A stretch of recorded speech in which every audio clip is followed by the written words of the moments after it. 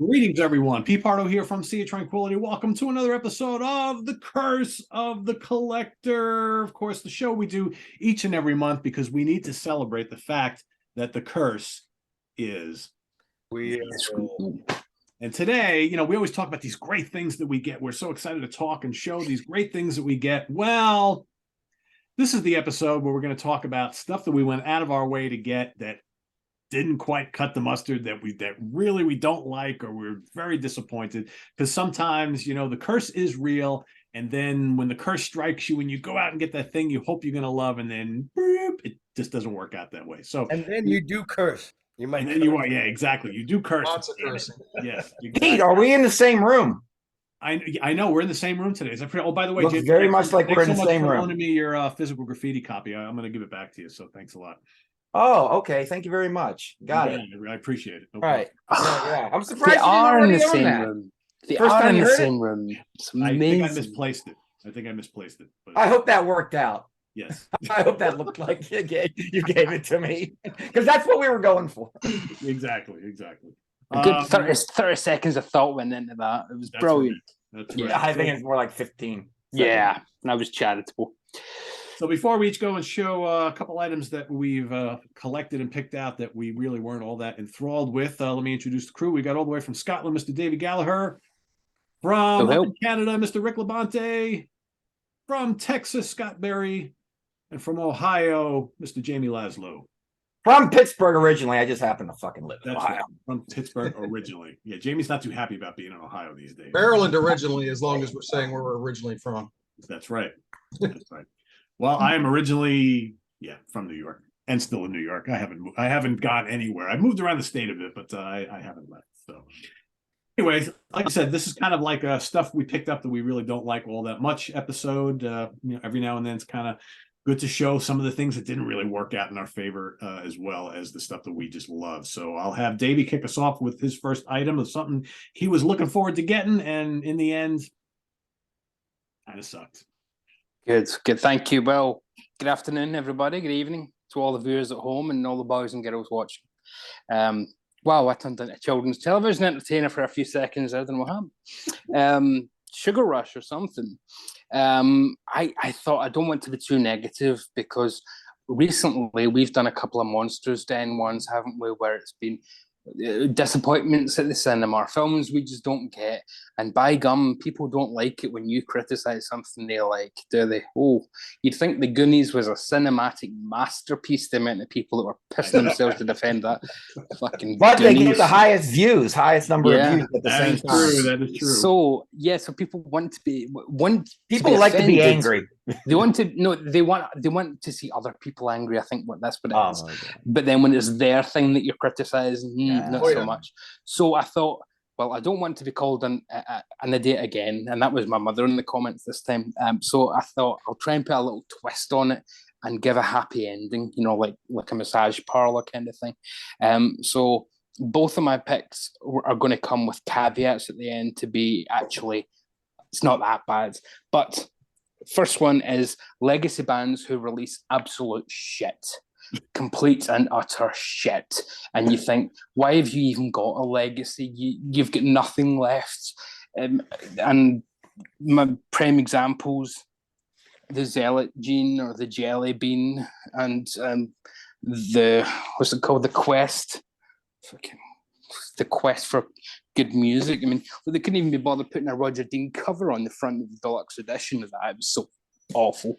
Abysmal. I mean, the best thing about this, the Ice Bridge, turns out Jeff Downs stole it, accidentally borrowed it from a tape that he had lying around for 45 years. So even the best thing on that was nicked. And this is just a disaster. It sounds like it was recorded on a bad Casio keyboard in 1983. And it's written horribly, and I don't like some of the attitudes that Ian's got on it. It's some really misogynistic nonsense backed up by biblical verse that he then said, oh, but I'm playing a character. And you think, yeah, piss off, Aqualung. However, they both have happy endings. So I thought, I don't want to come on here and get all the abuse from the Yes fans and Till fans, because I bloody loved Mirror to the Sky and Royal Flute. Bloody loved them. So it's especially actually Royal Flute. This is okay. This isn't great.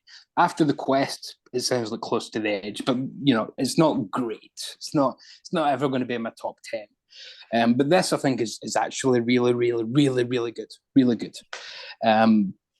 These two albums were, oh God, do I have to do these? Do I have to talk about them? Do I have to do a video? Okay, I'll talk about them. And then, wow, it was actually a privilege to listen to, especially this, but good chunks of this. Steve Howe sounds rejuvenated. It sounds like a totally different band from both cases from the bands that recorded the previous ones. So you don't have the lethargy of the Quest, and you don't have the all over the shopness of the Jelly Bean. Both albums just sounded absolutely horrendous and dated. And this sounds dated in a way too, but intentionally so. And Steve Howe's played nothing like this in years. This is his best playing in a long, long, long, long time. I'm still not sure why we need a bonus disc when there's room on the CD. I don't get that at all. I think that's just a bizarre contractual thing that we're probably not going to get a real answer for. But it even made a bit more sense to have that in this case, because the 15 minutes on that CD kind of stand alone. They don't fit in with the album. They're a much more bluesy Steve Howe rock album, EP kind of thing. So it's almost like an album with a bonus EP, unlike the previous one, which just sounded like 3 more tracks from the sessions, which it was. And this just sounds like a better concept all round, and a band that are a lot tighter and not recording remotely. So it's a case of, yeah, these legacy bands have really let me down with those last two, and then really, really, really regained their standing with me with this year's releases, because if you'd have told me that I would even remotely like what Yes and Tull did after those last two, I wouldn't have believed you. Never mind, really, really loved some of it. But yeah, I'm much, much happier to say that this turgid pile of nonsense can just sit there gathering dust. So the curse here is that it has to be kept, because it has to be kept. It's part of the collection, isn't it? And that will feed into my round 2. But the privilege here is that the curse means that I stayed with them and gave these a chance and enjoyed them. Otherwise, I would have checked out with the last stuff, yeah, which a lot of people obviously did. So yeah, that would be my first round of please don't shout at me in the comments this week. Can I ask a quick question? Mm. I don't know the Yes discography after like 1995 very well, but are we at the point where they have just as many subpar albums as classic albums? Is it getting close? Yes. Probably. Yes. Yeah. Okay. Yeah. Depends how much you like the Trevor Rabin stuff, I suppose, would be the answer to that. It might tip the skills one way or the other. I would say after Talk. Everything after Talk. Well, I love Return Trip of what's it called, Fly From Here, but that's really again something that was dusted off from 40 years earlier from the Buggles, never mind from Yes, so that's almost drama too, which is a bit of a cheat. So that Some again people tips love the scales. magnification. I'm not. The Ladders okay, but to me this is by far the best thing of the Davison era, by a country mile. Yeah, for sure. And that, I'm sorry to say, that's not saying much, but it is still damn good. But those last two Davison albums have just been so bad that this was just a real kick to say, whoa, Yes can actually do it. And I hate to say it, but Jay being the drummer now kind of gives them more of a push. They've got a rhythm section of Jay and then Billy Sherwood, which, unfortunately Alan just didn't have it anymore towards the end on the Quest. People don't like to hear it because he's a classic member of the band, but he didn't have it, and Jay does. So it's just a better album. It's better compositions, and it sounds like better songs that I'll revisit. So. Yeah, for me, Yes has been completely underwhelming since the Key Studio stuff. That really, for me, that's the only stuff in the last 30 years that really sounds like Yes. Talk is okay. Open Your Eyes is awful. I'm just so underwhelmed by almost everything they've done for so many years. But I will say there's some good stuff on this new one. It's way better than the last two. Way better. Yeah. Again, I never understood. It's not really saying that much. Yeah. But it's listenable, and there at least are enough moments that remind you of what you love Yes about to begin with, right? You know, so to quote my granny, it stole the show, but it was petty theft. Yeah, it's a good way to put it. A good way to put it. Cool. All right, Rick. Okay, well, good to see you guys again. Just a follow up from our last episode. Davey turned me on to this album, 1 year from Colin Bloom. I'm a fan of Zombies and The Argent, and I never heard about it till he put it on my radar. And so I went and got it. I'm glad I got it. Also, thanks to the many supporters out there. And I mean, my second or third episode, and already my vinyl problem been solved. I told you I had. Look at that. There you go. Stick with the last one standing that I don't have replaced on CD. And one of the viewers, I don't know if I have permission to mention his name. I'll just say thanks to Mike and Mark and Rick. 3 other people sent me out that you've been looking under the wrong title. It's not going to be Guitar Boogie. They renamed it. Somebody else bought it and re-released it as White Boy Blues. They just invited more people to the party, which is John Mayo right here. And just some songs from Jeremy Spencer at the bottom. Because this is like I believe 8 or 10 songs here, and this is 20 tracks here. So I got all those things and some. I already had a couple of these tunes from the Blue Breakers. John Mayer, I'm a big fan. I have a lot of his stuff, and they got a few of his samples here. But folks, from being a member of your cast, I completed the quest of finding the CDs to match everything I had in vinyl. So thanks again. Appreciate that. I'm like Davey. I'm gonna talk about something that where I was looking. I'm a big fan, and it's a curse to have everything. And sometimes you get it, and it didn't live up to the wait and waiting for it, and you had this big expectation. Now we all have buyer beware. You get some bootlegs, you never know the quality of a used CD. That is something we expect there. We go in there with our eyes wide open that you're gambling when you go on eBay or somebody that don't have is it coming from their basement versus a store. But I'm a big Jimi Hendrix fan, right? And I have all the live material and footage and so on. And it just so happened that I saw this and I couldn't wait to get it because I thought, another piece to add to my collection. And it turned out to be Jimi Hendrix Rainbow Bridge, which turns out to be very little Jimi Hendrix. I mean, it's basically got an agreement. And I'm going to follow up in a minute. But with this, it's just basically a time capsule that you go right into the period of the 70s and you go through following Jimi Hendrix hippie friends and girlfriends and see all kinds of nonsense going through it. And it felt like when I was a kid waiting to see Jimi Hendrix, it felt like the Godzilla movies where you're waiting 40 minutes of dialogue and I get 10 minutes of fighting and I'm impatient and I want to get to the Jimi Hendrix part. And it was really painful for that way. It was really poor film, badly done. And even Jimi Hendrix didn't really want, if you follow up, he didn't really want to be a part of it. And they sell it. Jimi Hendrix shows all this stuff. We got 4 extra trailers that come with it. Big deal. There's more Jimi Hendrix in the trailer than the movie almost. But it has a happy ending. Like my buddy Davey did. He talked about the curse. Hey, things are planned out because they repeated it with this one live in Maui, and it's it's great live CD as well, some of the footage. But they talk about that nonsense movie in this film, explaining the whole how it happened and why it happened.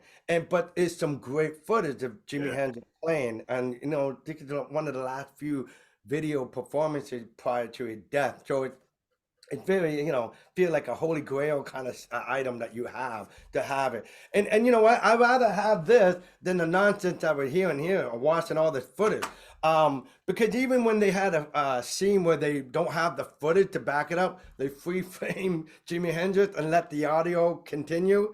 I'd rather hear that than seeing some of the goofiness that I saw through this movie. Now, don't get me wrong. It really shows you a lot of cool political commentary. But if you're patient for that, I wanted to hear Jimi Hendrix. I didn't want to see all that. I go listen to it, I watch it again just for the sake of, if I'm going to complain about it, what else can I talk about? I understand the artistic point of view of it.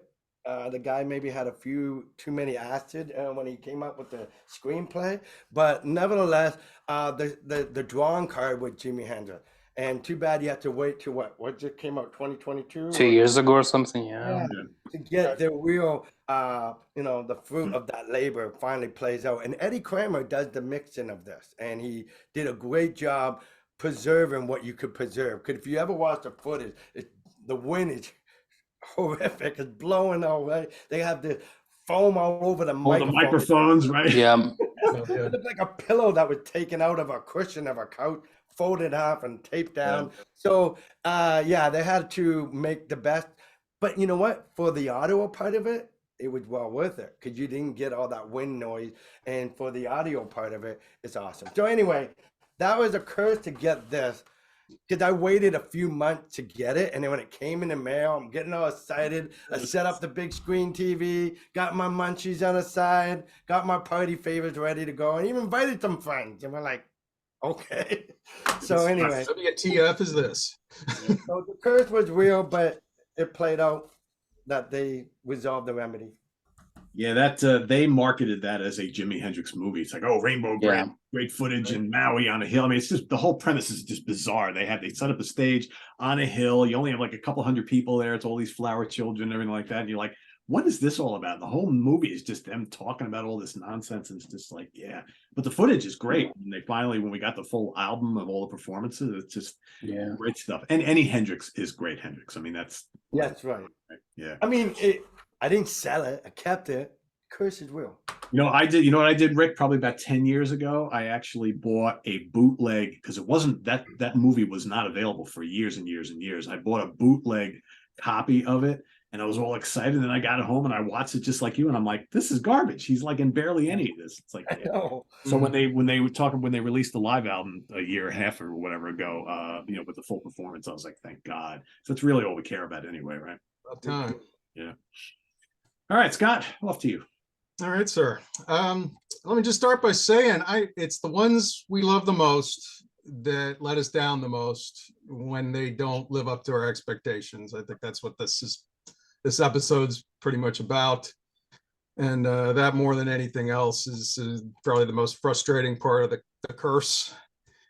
My first pick is from one of my all-time favorite bands. You could definitely call them one of the usual suspects that pop up frequently on SOT. Been listening to them on and off. We'll get to the off since I was 15. And when they released their biggest, probably best known album, Moving Pictures. I'm talking, of course, about Rush. Yeah. And, but dying to talk about Rush on here. I hate that I have to kind of shit on them, but is what it is, right? They were the band in my freshman and sophomore years of high school. I mean, everybody was into Rush. That was their heyday. And I quickly became a fan, eventually getting all their albums up to that point. Fast forward to fall of 1982, they released their follow-up, Signals. Seen as a big departure for the band from their previous albums, more emphasis on synths, less on guitars. Fans were kind of divided on this one, but I hung in there, and I actually, over time, I've actually come to really love this album. It's a damn good album. Wasn't as heavy, but there's a lot about it I did like, and the same was true for the next one, Grace Under Pressure, 1984. Saw more synths, but I'd say still enough of the elements that still made it a good Rush album for me. A great song. Great song. exactly. I saw them on that tour in Dallas that year, and they definitely did not disappoint. But that trend toward greater use of synths continued with Power Windows 1985. And here I'm starting to get a little concerned. We start hearing what is now sounding a very dated use of synth blasts and bursts, coming very much at the expense of guitar. Neil Peart's even using drum machines. I mean, what the hell? I mean, that's blasphemy, right? The man is a human drum machine. Why does he need drum machines? What kind of nonsense is that? But that being said, I'm probably overall about 50-50 on this album. I don't hate it. I like about half of it. I could do without most of the deep cuts on here. Big Money had those damn synth blasts, but I like the guitar on it. It's kind of like Alex just reminding us that, hey, I'm still here, you know? You know. But for me, this is the album where they really jumped the shark. I like that album. I like that album too. Yeah. I know some people are going to say they love this. I know, I get that, and but I just remember 1987 hearing "Time Stands Still" on the radio and just one of their best songs ever. WTF? Yep. Amy Mann fan. Yeah. Yeah, I mean, I don't dislike Amy Mann. I just don't think she belongs here. Force 10 is great. Yeah, it's all right. Just when I thought the synths couldn't get more out of control, we get this thing. And I remember my roommate at the time playing the shit out of this. So I got more than enough of this album by hearing it on his stereo. And it was like all the stuff that the critics had been saying about them for years, just how their music was soulless and flaccid. And it just seemed like, well, maybe in this case, they're right. At least that was my take on it. I hated the production, all that echo effect. It sounds a bit tinny to me. And I disliked this album so much. I didn't buy it, and I did not buy another Rush album for over 20 years. Wow. So that's the off. Okay. And at that time, I was kind of moving kind of in a more post-punk alternative indie rock kind of direction anyway. And the recent Rush just wasn't doing it for me. Additionally, many of our favorite bands, and we all know about this, in the 60s and 70s, that, the bands that emerged in the 60s and 70s, they were all kind of moving in that direction, getting more synthy with their sounds, getting, you had Genesis, Foreigner, Heart, ZZ Top, just to name a few. And, to their credit, I believe Rush was still doing the music they wanted to do on their own terms, but that didn't make me like this anymore. I was out. Fast forward to 2010. I'm channel surfing and I stumble across Beyond the Lighted Stage, the Rush documentary, and I'm just riveted to it. This kind of reminded me. This reminded me why I liked them so much in the first place. And it rejuvenated my love for the band. I was motivated to hear all the albums I had missed over the previous 20 plus years, including Hold Your Fire. And I found a lot to like and even love in most of those albums, but I still hated Hold Your Fire. It did not improve with age for me. In fact, I think I might have disliked it more then or now than I did when it first came out. And nothing dates like those keyboards, Thankfully, they had moved away from the level of synth domination on the albums that followed. I know a lot of Rush fans have pretty low opinions on Presto and Roll the Bones. And I'm not saying they're great, but I think they both have some really strong tracks on them. And for me, they were overall improvements over HYF. Dopey rap on Roll the Bones notwithstanding. I mean, I don't know too many people that like that one. So I was very happy that they finally brought guitar back to the forefront on Counterparts.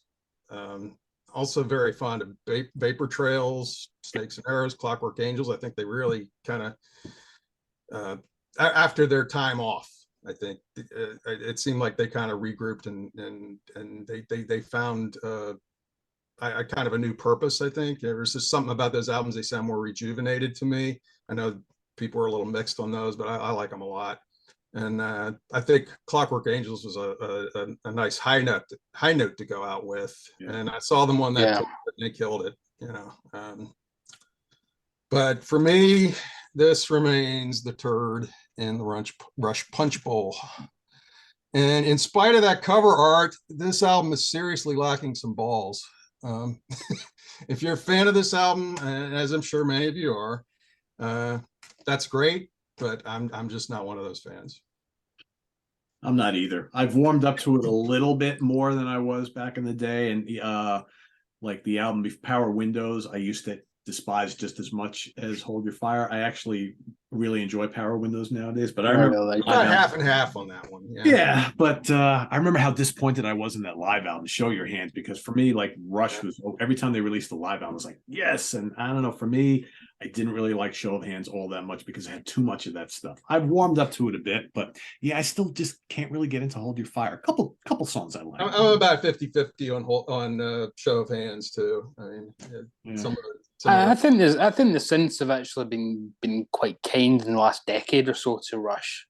Now that synth pop is so massive, and it's the biggest selling single last year was Kate Bush Running Up That Hill. Oh yeah. So what's old is new again, and suddenly things that were being called dated are selling for 10 times what they were 10 years ago. It's kind of bizarre. We've gone through the looking glass. And I don't want to sound like I'm all down on keyboards and synths. I mean, there's certainly lots of music, and I know Rush was using synths since 2112. I mean, I think it was a good balance.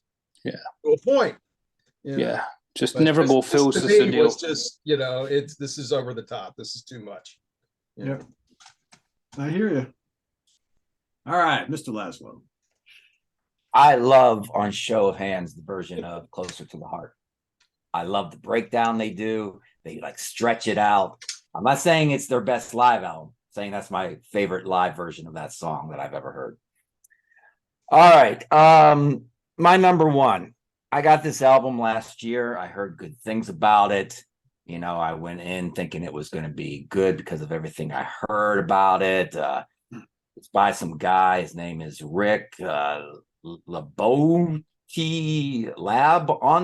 I don't know. This CD just didn't live up to what I heard out there. I'm kidding, Rick Labonte. This is a good, solid rock and roll album with great songwriting. Go to ricklabonte.com and get yourself a copy. I'm living it up. I just wanted to see his face. I second that. Great album. Yep.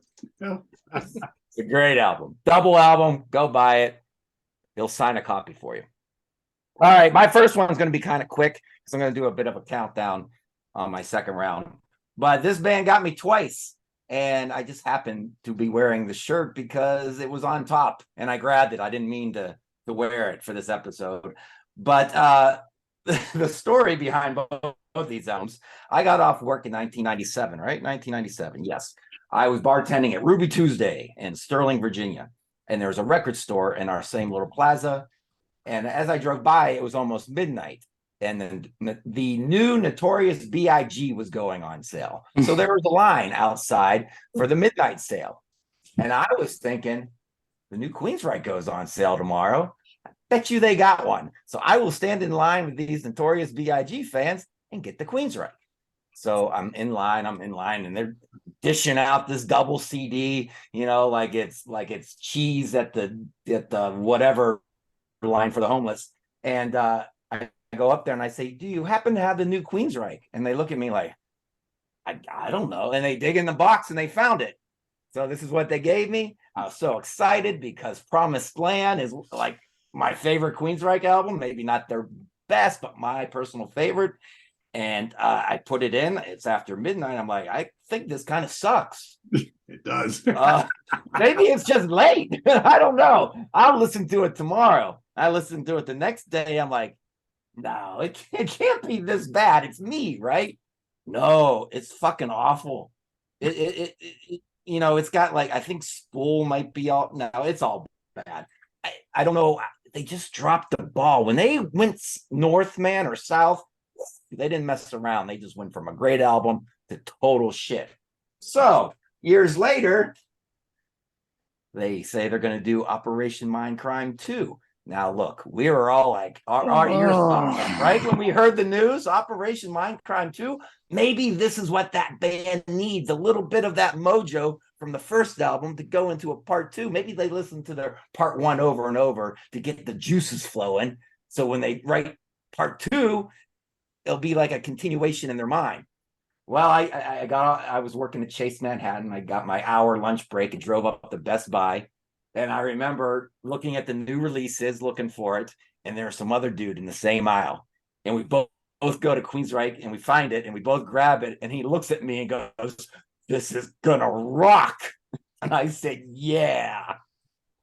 Got back to work, threw it in. I said, "God damn it, this sucks too." Dio couldn't even save it with the chase.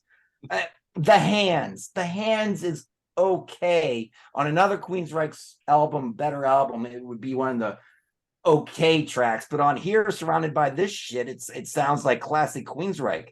So yeah, I mean, I know Martin Popoff is a fan of this era of Queensryche, but to my ears, there is a very thin line between complicated music, complicated music, and just shitty songwriting that has bad structure. There's a thin line there. And some people might call this era of Queensryche complex. I just call it discombobulated songwriting. It's very bad. So yeah, the band got me twice, but they're doing good things now with Todd Latore. Yeah, who knew after Mindcrime? Ending too. After Mindcrime, they just needed to get rid of the main man, and that was all they needed. So, yeah. And if you listen to his solo shit, there's a reason. He took that shitty shit with him. Yep. Turn Vegas. Yeah, and then he has to do an album. F you, real mature, Jeff, real mature. Yeah, there's a lot of crappy Queensryche albums there in the 90s and early 2000s. Yeah, it's all they were getting they were doing more shit. Yeah, it is quite remarkable. You're right. They have peaks and valleys and almost nothing in the middle. It's like they either do something terrific, album of the year material, or well, I'm never listening to this again. Yeah.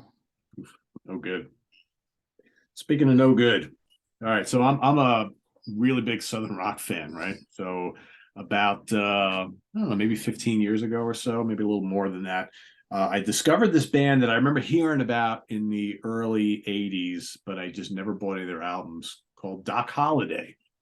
Right? Oh, I knew it was going to be Doc Holliday. So, their first 2 albums, I should have pulled them, but their first 2 albums are terrific. They were signed to, I believe, Epic Records or A&M Records. First 2 albums, self-titled Doc Holliday and Doc Holliday Rides Again, are great albums if you love like classic Skinner and Molly Hatchet and Blackfoot, rocking stuff, great vocals, great dual guitars, just terrific albums. They toured with every major band you could possibly imagine. And then in 1983, they released an album called Modern Medicine, right? So I trying to buy all their catalog because I love those first 2 albums. I got some of their later stuff, all easy to get, but this third album was like out of print on CD, and I'm like, me, Curse is Real, gotta collect them all, gotta get them all. And I read a couple of reviews that weren't too kind to the album. I'm like, whatever, I'm sure it'll be fine. I gotta track it down. So I tracked it down from a guy on eBay, I think from Japan. I paid like $50 for the CD because I just had to have it. And I got it in, and I was like, look at that cover, that's interesting. Doesn't really look very Southern rocky. It looks kind of futuristic, like a Voivod album, or something, right? So I was like, this whatever, right? And I go and I put it in, and I'm like, what the hell is this? It certainly doesn't sound like Southern rock. There are programmed drums all over the place on it and synthesizers, barely any guitar. It doesn't sound Southern, and it's just like a complete and utter shit show when you listen to the 2 albums that they did before this, which came out right before this. So how do they do just this complete like about face? But then again, when you start to really look at Southern rock right around this time, about 82, 83, 84, all the Southern rock bands were doing that. I mean, look at what Molly Hatchet. Eliminator. Yeah, They wanted their eliminator. Yeah, they wanted that. Yeah, they absolutely did. Exactly. But whereas you listen to Eliminator, like, okay, if you're going to do something like that, that's the way to do it well. This is not the way to do it well, because Eliminator has lots of balls, even though it's got Club had the right balance on Eliminator. right. yeah. This is It's just all about the missing balance. anything Yeah. that sounds like remotely fun or like Doc Holliday. And this basically killed their career, because they were never quite the same after that. They became more of like an underground Southern band after that, where they had a little bit of momentum with those first two albums. So yeah. So did I waste $50 on this CD? For sure. Ooh, Yeah, exactly. But I had to have it. I had to have it. Right? Yeah, and you've still got it. You've still got I it. still That's have it. I the still can't get curse. rid of it, right? 'Cause I Yeah. spent that's so the much curse on it. and The only overdrive. time I've actually re-listened to this since the first like week or two that I first got it is when Simon Bray and I did a Doc Holliday ranking the album Yeah. show like 2 years ago. And I Yeah. put it on. I'm That's like, how I knew it. this That's is how I as knew it. bad as I remember it back then. So yeah. So yeah, I listened to it the turd. It's terrible. after right? that. After that, I had to listen to it because you shat on it. Simon was a bit kinder, but you were just like, this is one of the worst purchases I've made, and I thought, how can they go from so southern to so electronic? I mean, but then there's nothing in there that tells you this is Doc Holliday. Nothing. It's not like ZZ Top sounds like ZZ Top with drum machines and synths. They still sound like ZZ Top. Yeah. They don't sound like Doc Holliday. It's like a different band with the same name. It almost feels like that. It feels like you've somehow got their version of Kilroy was here or something. It's just Something bizarre. like that, yeah, it's this bizarre awfulness. But at least Kilroy has some redeeming qualities. There's really nothing on here. There's a couple tracks on here that, like, if they weren't produced the way they were produced, might be okay, like Rock City.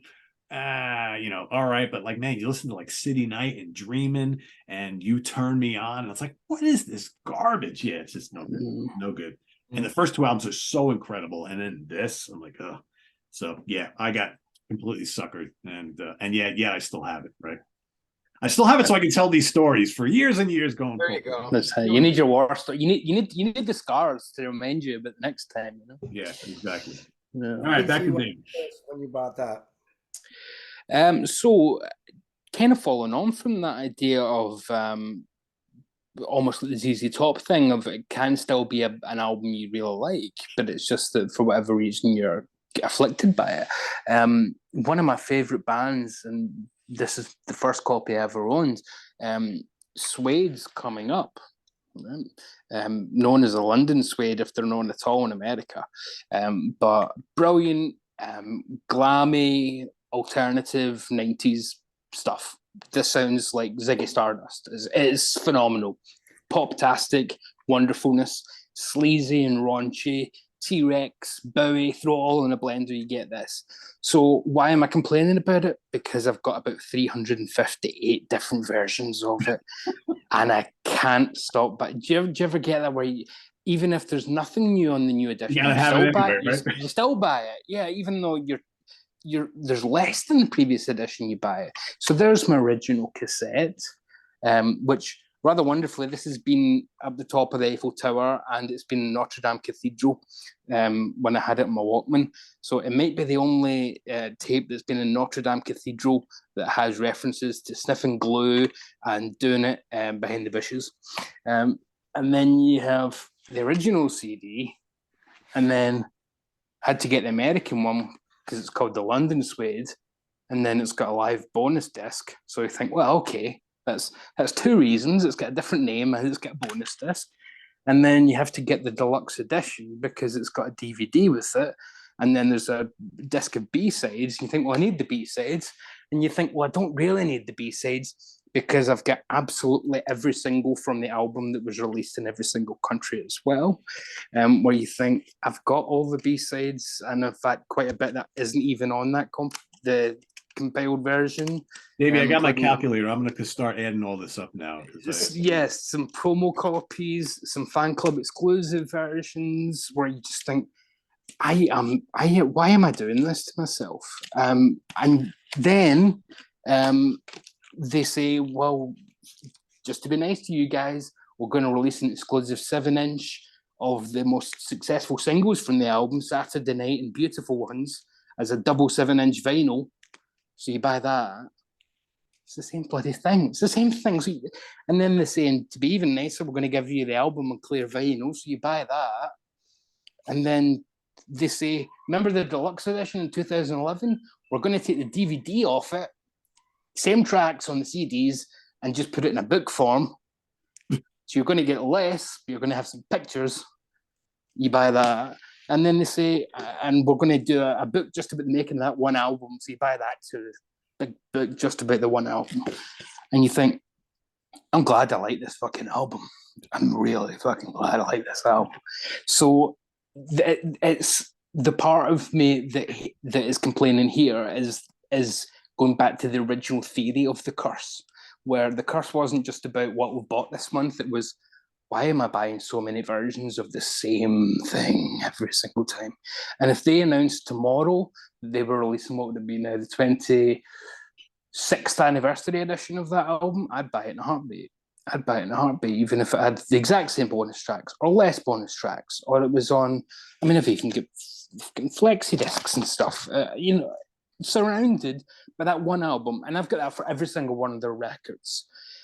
And that's what a completism thing does to you, where you're surrounded by stuff you're never, am I ever going to listen to CD3, the single CD3 of Saturday Night? No, I'm not. I've got it ripped and it's just, I don't need it, but it's just going to sit there and I'll always know that it's there. That's its only purpose, is I know it will always be staring at me if I need it. And I will never listen to it. And you'll never need it. Yeah, I don't never need it, because I'm not going to put a CD single on. You'll never get rid of it. And I'll never get rid of it. In fact, I'll add to it, because I'll find out that in Taiwan there was a different version with a misprint, and I have to have that. To get that so it really is a story of, again, to try and put a more positive spin on it, something you can love ends up costing you, instead of that one cassette that I bought when I was 11 years old for $7.99, it's probably cost me a good few hundred just on that album alone over the years, just to keep up. You just think, yeah. Chris Allo, if you're watching, so you're not alone. You have 15 versions of Black Sabbath's Mob Rules. Look at this. Yeah, but you may have alloed Allo. I think he has. I think he has. Yeah. Well, there's no 8-track, unfortunately, being a 90s album, but if there was, you'll find it. You'll find it. Thank God Pat Benatar never re-releases her stuff and like that. Yeah, you'd be in trouble, Jamie. I'd be in big trouble. Need a whole room just for that. Yeah, exactly. Oh, I almost need a whole room now for all of it. wow. Crazy. No doubt.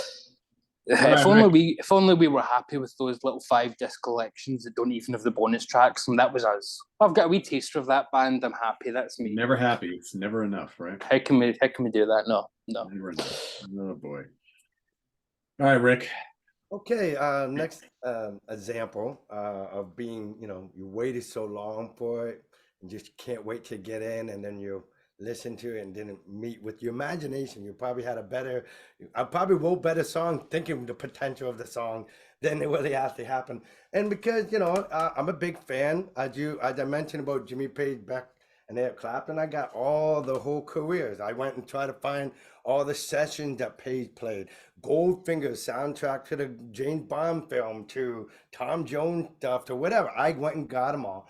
And then, they could, before Spotify or YouTube, where you can check out an album before you buy it to know if it's any worth your to open your wallet for it. But I mean, it got Jimmy Page on it. I'm gonna buy it, right? And what this situation was, I learned, and I don't know, it's like, how did this even happen? Because this album been out since 1985. It's a Roy Harper album with Jimmy Page on it. Okay, now I know what Roy Harper's about, because not only the voice of Have a Cigar for Pink Floyd that everybody knows famously on the Wish You Were Here album, but because I know Led Zeppelin 3 had that one cover version, Shake Me Down, they retitled it, called it Hats Off to Roy Harper, got me under who the hell does Roy Harper do? And I went and had this book back in the day in the 80s where it has every rock and roll albums ever released. And I found out that Jimmy Page played on one of his records called Stormcock in 1971. And I got it, and I got to understand what this guy is about. He's a folk singer, kind of sci-fi lyric, very brilliant person, pretty clever in his own thing. And if you like that, folk singer-songwriter kind of thing, that might be your bag. That might be something you're into.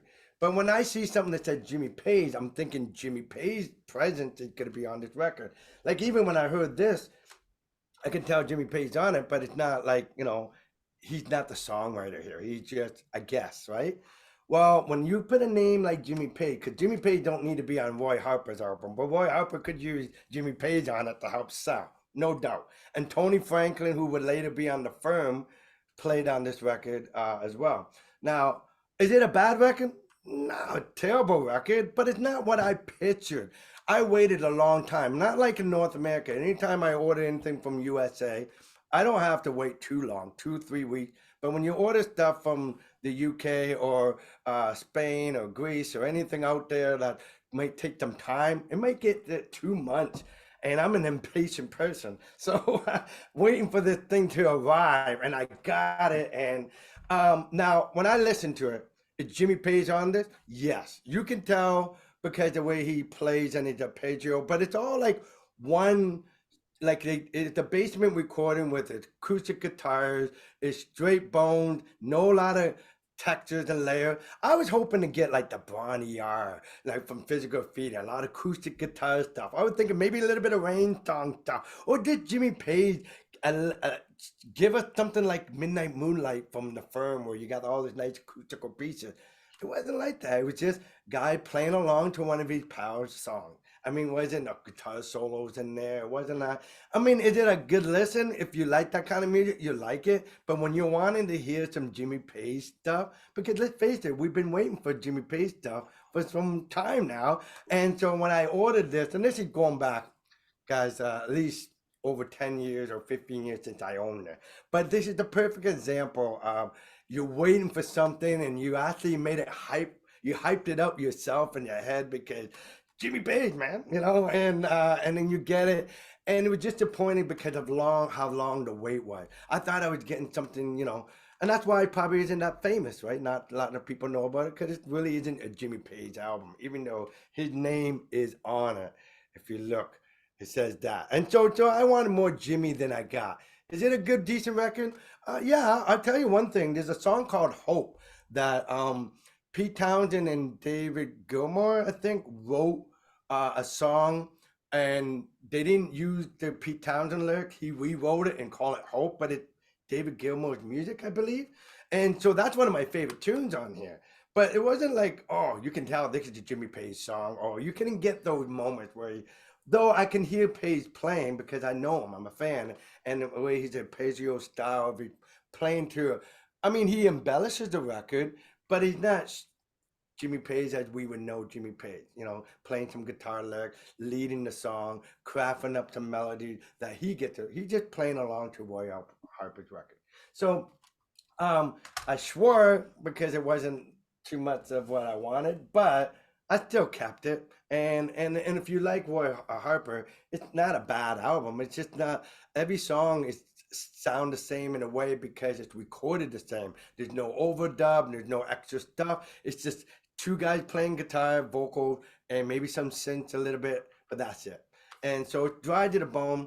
And so I was I guess, disappointed because I didn't get to listen to it beforehand. Would I probably buy it? Have I heard it in YouTube, Spotify? Yes, The Curse is Real. But at least I wouldn't have had the great expectations, man. Look into my mailbox every single day. When is it coming? When is it coming?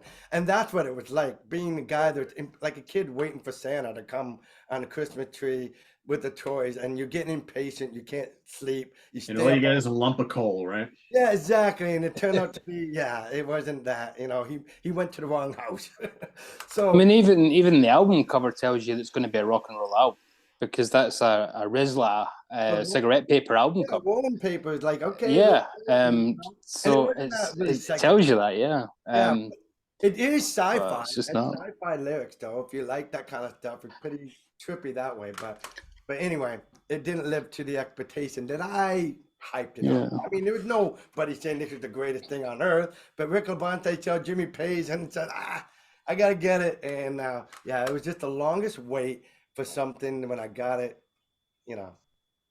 Well, I've seen Roy Harper live and he's brilliant. He's a great storyteller, but he's the kind of person that when he passes, the people who love Gordon Lightfoot and complained in the comment sections below will be complaining again. Is that kind of guy? That's that crowd. Nobody else really. Well, like I said, interested. I do. Hey, I didn't not like him. I went and got a couple other CDs because I knew what I was getting. But when I want Jimmy Page, I just had more Jimmy I wanted in mind. That's but all. yeah, it was more of a friend of the scene, and as you say, it's a bit like the album that Ronnie Lane did with Pete Townsend. You know, like it's got that kind of, oh, this is going to be amazing. You know, the Faces Meet the Who, brilliant.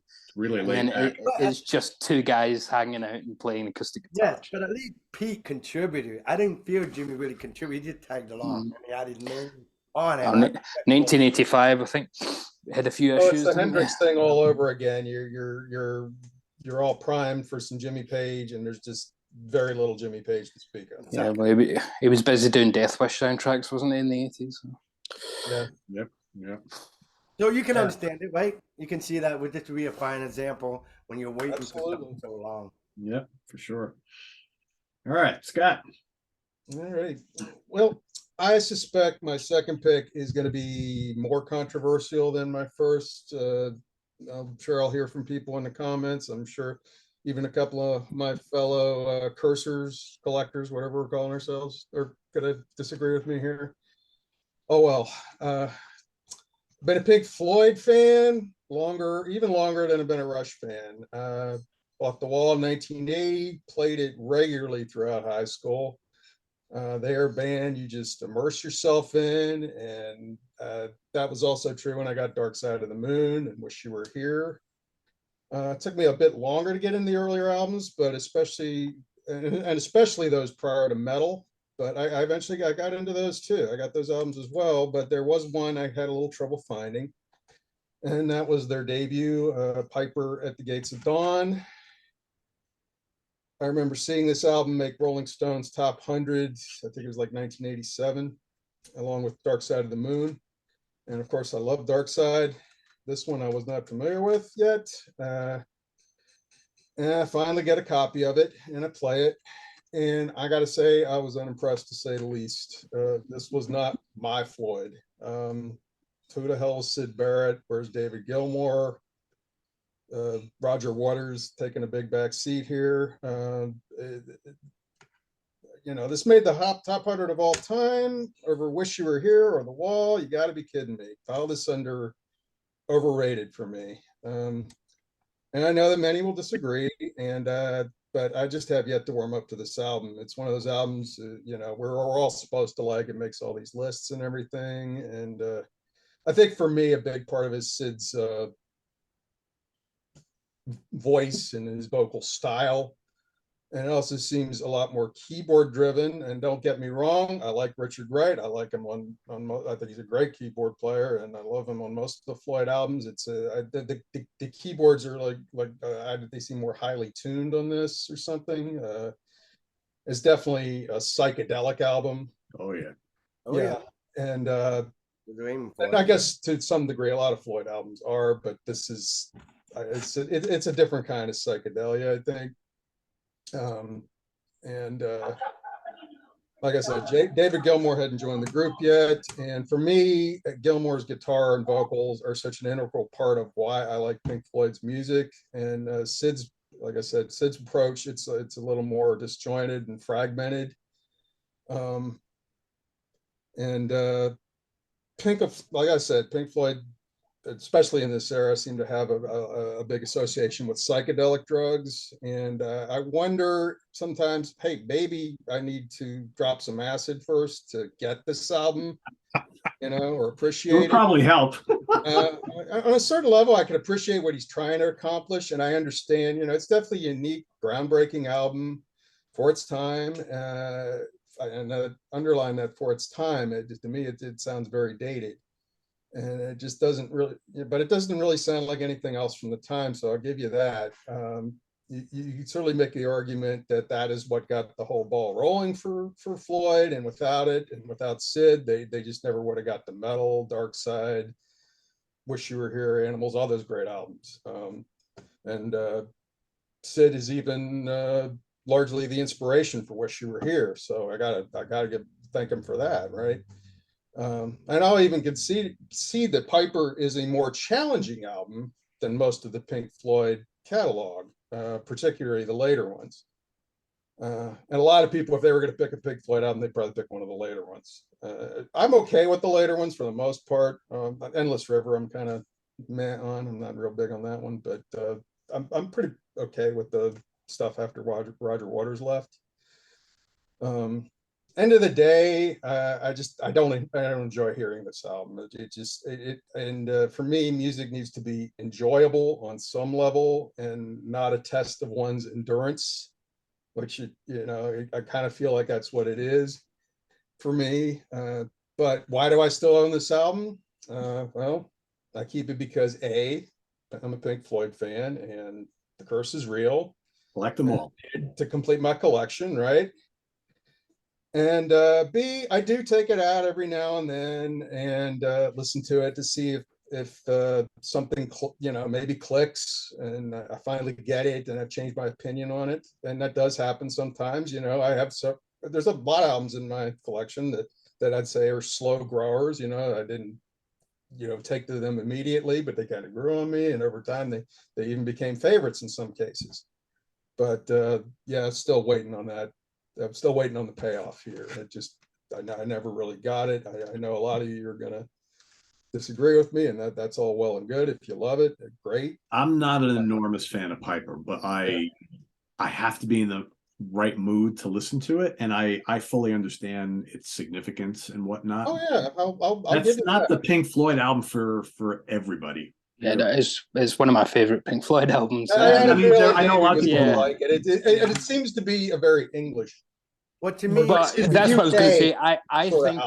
I would say English actually rather than UK, because there is a kind of whimsy about it that it's got in common with David Bowie's debut, not the Space Oddity, but the actual David Bowie one with the kind of short mod hair.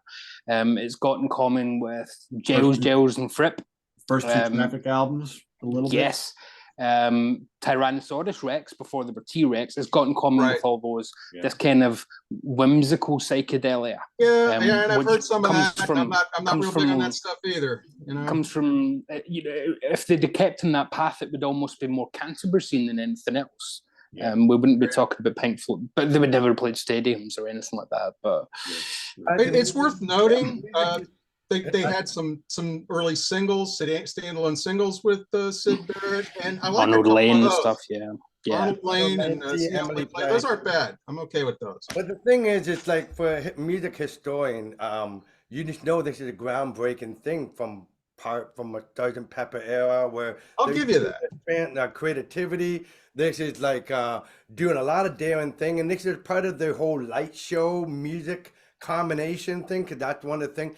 One of the things I always look about this period of Pink Floyd is just like I respect the Deep Purple Mark I. I love those records, but my favorite is the Mark II era, of course, and I like Mark III and whatever. But I respect that catalog rich and finding themselves. Pink Floyd, the same thing. They were leaderless. Syd Barrett was the leader until he wasn't a leader, and they had to pick up the slack. And they had a couple of albums that they really weren't finding their bearing till they really got the natch, and it took a few albums to get there. But I like this record. The only song that kind of gets on my nerves is Bike, because it's repetitive. But I really love. I got that bike. You can ride it if you like. But I love Bike. I love it. Ear Candy. When you think about the separation for stereo, like that was really cutting edge for that time. You have to appreciate. I think it's 67, 66, and some of the time that they were. I was also going to say, this seems like as an engineer junkie. I'm like, wow, that's pretty creative. Like Interstellar Overdrive and some of those weird shit that they did. Interstellar Overdrive, I can kind of get into it a little bit if I'm in the right frame of mind. To me, that's a sneak. No vocals. One of these instrumental pieces, so to speak. The instrumental telling you what's going to happen. Exactly. Now I forget. It's definitely a unique album in their catalog for sure. That's for sure. And I know it divides a lot of people, but from where they were coming from, they were a really young band. They were playing like weekly gigs at the UFO club, and that they That's right. them raves. Everybody's dropping acid, and it was just part of the culture at the time. It seems like definitely an album of its time, and it seems like maybe it would help. Kind of like you had to be there, sort of. It definitely a part of that, and you got to be. I was one at the time, so fully understand the appreciation sometimes. Yeah. And it was about that. People were, hey, you hear this trippy record? You got to listen to it. And it was no different than Frank Zappa and a few others that were trying to shock the listener who'd been tamed by the corporate radio at that time. oh, it's definitely bad, no Yep. question. Well, you can't like everything, right? I mean, it's just the way it Pretty goes. much. All right, Jamie. All right, quick top 10 countdown of albums I'm embarrassed to have in my collection. I was a very confused 30-year-old. Between 29 and 33, 34, I was listening to a lot of shit. I was confused trying to find my way. I was somewhat new to Ohio still. I didn't have many buddies to kind of like direct me to like cool bands maybe that weren't getting played on the radio. So I was buying a lot of crap. And these albums are ranked in order of how bad the music is combined with how embarrassed I am to own it. Starting off with two that almost made the cut. Stay away from bands in the 2000s and late 90s with mud in the title, whether it's Puddle of Mud or Mudvayne or Stereo Mud. You know, I today the single I went through all Crutch today, skimmed through them. Pain isn't too awful, so it didn't quite make my cut. This band, they put out some of the worst music of the 2000s. This album has a couple gems on it, so it didn't make my cut. I'm embarrassed to say I like a couple of these songs, but as a whole, this band is fucking awful. I do own a Three Doors Down album, the first one. Yeah, awful. A lot of these are the first album, and then I kind of learned my lesson. So as the count goes, I feel like we're building up to Limp Bizkit here or something. Yeah, this is horrendous. You just keep your pants on. The first one I want to do, this is probably the biggest classic album. A certain generation would call this a classic, and that would be the first Linkin Park album that I do own. It's a popular album. It does not hold up at all. This band is coming in a little low because maybe it's not well known, but it's pure fucking crap. Saliva. I bought a Saliva album. I don't know why. If the 30-year-old me would come into the house and visit me today and bring his CD collection, get the fuck out of my house, dude. We're not listening to that. I would not get along with 30-year-old me. This is embarrassing. The guy's a fucking jerk. And not only did I buy that Kid Rock album, I bought two more. Back when I said you're not forgiven. Dude, it's douche rock by a douche with rock in his name. It's total douche rock. This is very embarrassing, guys. The thing I really hate about him, for a while there, he was turning up on a lot of award shows. I know, he was all of a sudden and like tributes and things. I'm like, what the fuck is he doing there? You would think, you would think that you tour the world. You think you become a little bit more cultured because you're experiencing a lot of things and meeting all kinds of different people. He acts like one of those kind of people that never leave their street, and that's the only world they know, what their favorite news channel shoves down their throat as they live in their mile-by-mile world. He acts like that, but he's seen the world. What should be one of your neighbors, Jamie. Should be one of your neighbors. To be shoot up some Bud Light experience so much. Go shoot your Bud Light cans, you fucking asshole. This band, they can play their instruments, but every note they play next is the note I don't want to hear. They ruined so many parties for me in the early 2000s. I left bars because when people would play this band's music, they just didn't play one song on a jukebox. They played 3, 4, 5 in a row. I would leave bars because I couldn't take it anymore. Goddamn Dave Matthews Band. Oh my God, how irritating. But I bought the first album. This one, I remember when I first heard the song, it was like, that sounds like Iron Maiden. That's fucking awesome. I own Papa Roach. Yeah, that's all cringe. That is your last resort, man. Oh no, it's not. It's not. It's not. It gets We're still going. obviously. Yeah, I don't know what Amazing number you still we're on. have It's these. top 10. Obviously, I heard. I would have jettisoned these Like CDs years ago. when worlds collide. I was like, oh, that sounds cool. I think so. I bought a Power Man 5000 album. Jamie, Oh, these are all the albums that my friends liked, but they were 15 and 16 and had an excuse. yeah, I was twice that age. I heard a song on the radio that went, "Come, my lady, come, my lady." Oh, no. Lady Bird, or whatever Sugar, they call it. baby. I was like, I'm gonna go buy that Crazy Crazy Town. Town. Look at that cover. I Look at remember the that cover. It says nothing but this is douchey rock music. This is douchey rap rock. And Laszlo was in Best Buy going, And they were all doing this in the video. I'll take that. Yeah. Oh, no. This one is, you know how I got this album? I joined a CD club and I had roommates with a dog. And you know how they used to send you to the CD club? If you don't send the card back, they sent you a CD. And I would just do return to sender and throw it back in the mail.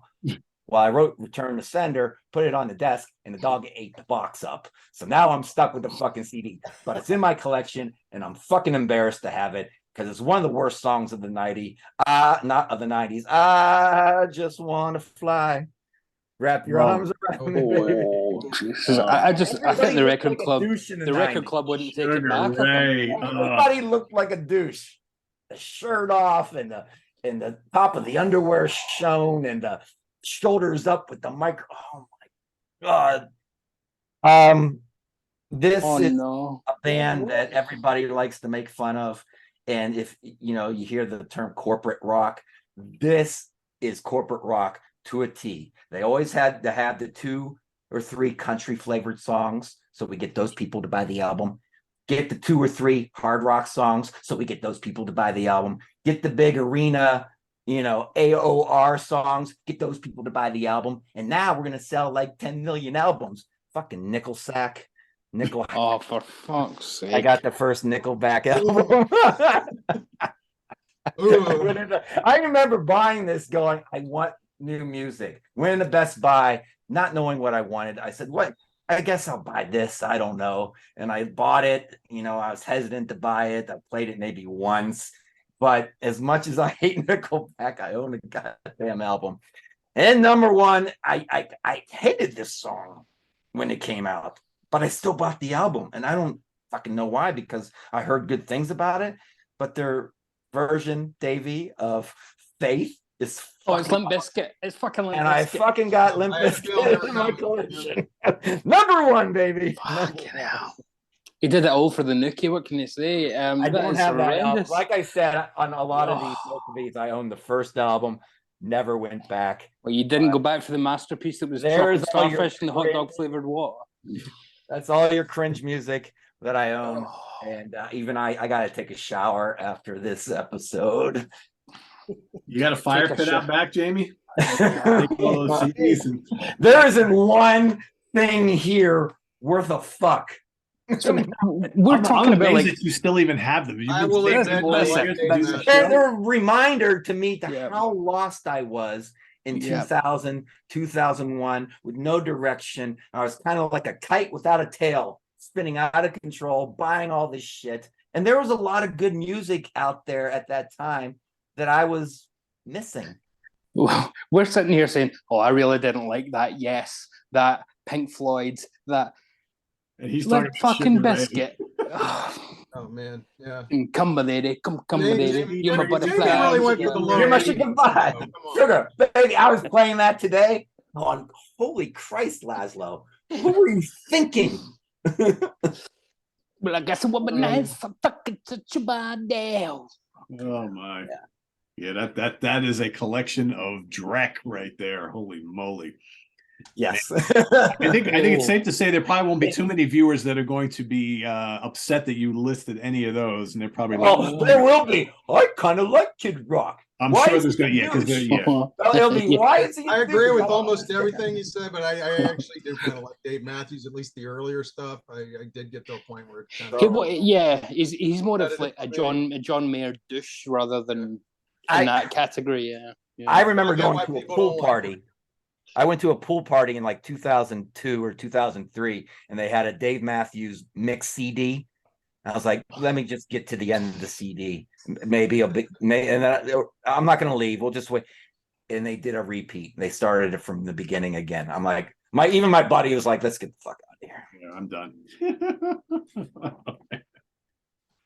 All right, to close us out, I'm going to do something I got actually very recently. And, I'm not averse to admitting sometimes that, maybe there's certain bands that I just never gravitated towards. And, when I hear enough people that I trust their judgment and I trust what they listen to and I respect what they listen to, and they say, Pete, I think you would really like this band. You really should give this album a chance. So I was like, all right. So a couple months ago, a guitar player passed away that I had never listened to. He played in a band that I had never listened to. I had always heard the name, never heard one song. And I'm like, Pete, I really find it hard to believe that you've never liked Tom Verlaine and Television. It's like, I know you're not much into that style of music, but we know you appreciate really good guitar playing. You would love Tom Verlaine. So good. So I was like, all right, so I heard this time and time again for a couple of weeks. I'm like, all right, maybe I should go out and get Television's most popular album, Marquee Moon, yeah. So I'm like, all right. So I go on, I get the reissue. It's glorious stuff, right? So filled with all sorts of great stuff in here. The booklet's great. I'm like reading through the booklet. There's like great photographs and the whole story of the band and him and this album. And I'm like, all right, whatever. And I go and put it in, and I'm like, holy hell, he's got a weird voice. Yeah, I was going to say the voice would kill it for you. Yeah, Tom Verlaine's and I'm voice listening to the would rest of the album, and I'm like, all right, yeah, he's playing a little bit of guitar, but holy hell, he's got a weird voice. And I get to the end of the album, and I'm like, can't say that I enjoyed that at all. I played it again, trying to say, all right, maybe this guy's guitar playing will grab me so much that I will get past.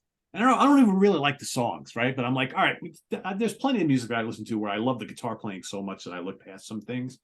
And then I'm like, yeah, he's a good player, I guess, but this isn't really, there's good guitar solos on here for the most part, but I don't really like the arrangements. I certainly don't like his voice. The music is not really my cup of tea, because again, what would you say Television is kind of like post-punk, sort of? It's like art house post-punk, yeah, I guess. Yeah, right. It's still in the punk movement. It's still in that time period. So still in that time frame, pre-post-punk, if you will. Yeah, it's a little more musical, complex, and herky-jerky than a lot of the more straightforward punk that I just don't really get into. And not like the first Talking Heads album. Yeah, there's a lot of similarities. And I can appreciate the musicianship, I guess, but I just like, man, I'm like, and this, I believe this is like out of print now, so I paid a little money for it. That version, and then I listened to it like 4 times, and I'm like, yeah, I just don't get it. I don't see what everybody thinks is so great about this, or what that I would like about it. I'm like, I don't like it. I don't like it. So, yeah, I think it's absolutely sensational. It is one of my top records of all time. A lot of people say that, yeah. But I would never have said that for you. If we were doing album homework, I would have said no chance, no way, because the guitar lines are far too staccato for you. They're very regimented. I love the guitar interplay with Tom Verlaine and Richard Lloyd. I love the title track, big 10-minute epic. The single that's on that deluxe edition, Little Johnny Jewel, one of my favorite songs of that era. Yeah, sensational stuff. But I could have told anybody that recommended you that. Pete's going to not like that style of guitar playing where it's just scratchy, and he's certainly not going to like that vocal where it is as close to Bob Dylan doing new wave as you really get. It is kind of the vocals were just Johnny Jewel. Bob Dylan meets David Byrne.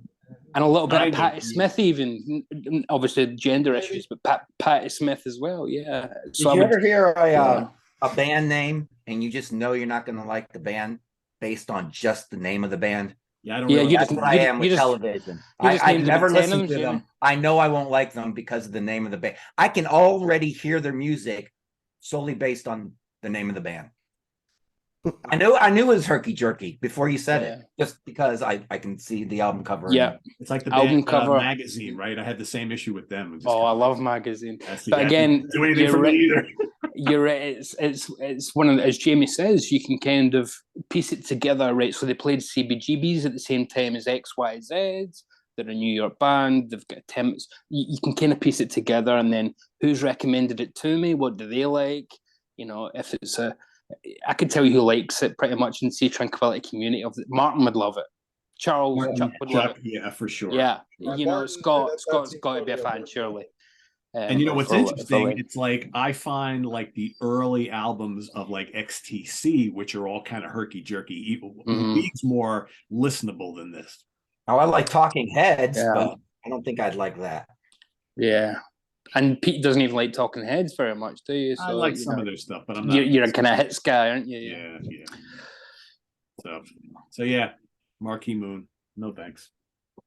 Anyway, are you going to keep that though? Because you've got no attachment. Are you going to, if that starts to go for $50, are you going to have that on eBay?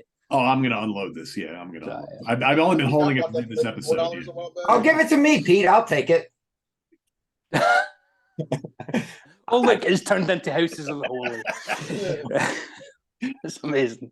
All right, so there you have it, everybody. Some stuff that we collected that the curse proved to be too much. We can't like everything, so we went out of our way to get some of these, or we filled some holes in collections, and we were ultimately disappointed. But that's Pete. Let's be honest. We might have a bit of a curse, but Jamie had a hex in his 30s, man. That was painful.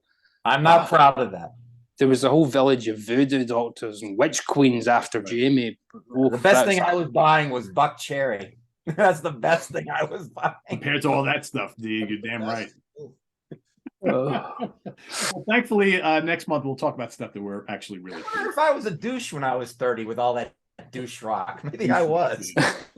There'll be a new Sirius XM channel now called Douche Rock, right? Those Douche Rock. I had the barbed wire tattoo. I got that removed somewhere around 2007.